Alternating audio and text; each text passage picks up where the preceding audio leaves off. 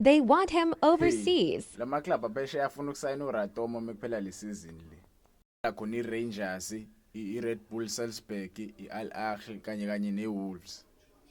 Eqaleni kwale season le, uRatomo waya koshaya ama-Charles kwiWolves. Wonke umuntu uyakwazi lokho. Ekhambeni kwakhe yoshaya ama-Charles wafika wa-impress ama-team amaningi ngale. Impresseni wakhe ama-team amaningi wabuya waza la azodlala isizini yakhe. Ekudlaleni kwakhe isizini yakhe ama-stats akhe aya-improve impela. Maningi ama-club asemfuna phela. Nala e-Africa nje njengoba sazi sonke ukuthi uPercy Tau neAl Ahly sekunengxabano ezikhona. iAl Ahly ifuna ukuthenga intwana iOrlando Pirates uRatomo. Njengoba ifuna ukumthenga nje ifuna umkhulisa lapha kwi-biggest club in Africa.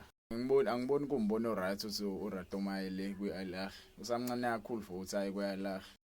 Engase mhlawumbe ngaya ke phesheya but not la eAfrica yabo. Kumele athole italent la eliright phesheya azokhotshwa khona abantu aba-right phesheya. Ukwazi ukucompete khona la eAfrica into ozoyizuza as a country. Because uyambona uTauta asenzela lutho kweCAF. Another club iRangers. iRangers angiphiki, it's a big club in Scotland yabo. It's a big club actually in UK. But angiboni kumbono right ukuthi uRatomo angaya khona. Because ibhola la le Scotland alikho competitive njengebhola lase England lilibe iP. So I feel like angaya komosha isikhathi sakhe ukuthi aye kwiRangers yabo.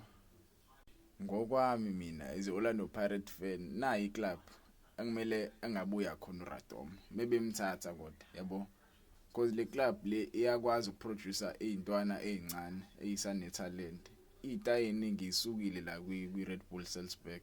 Angafika athi khaxa kule club because igcwele ama youngsters amaningi ane talent right and bangakwazi ukumfocusisa ashona kwi direction e right athengwa ama club aphezulu kwi-EPL mhlawumbe yabo noma ku La Liga athola ama team aku La Liga kanje.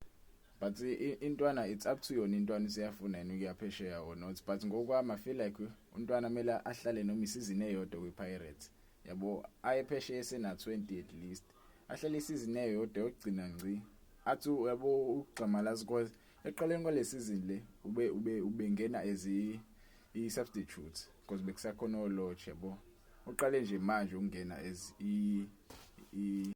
ungena as umdlalo ophelele weOrlando Pirates beqala ebenchini most of the time. So nje mina I feel like kumele ahlale isizini eyodwa nje khona ezokwazi ukuyiredeem ayikhombisa impela usuyafuna ukuyokhompetha phesheya. Wena uthini ngalama club la is it a good thing ukuthi aye phesheya noma kumele ahlale la because phela kumele alwele isikhala sakhe kubafana ngifuna untwana ahlale la hlala ku-PSL noma isizini eyodwa alwele isikhala sakhe kubafana athole i-call up.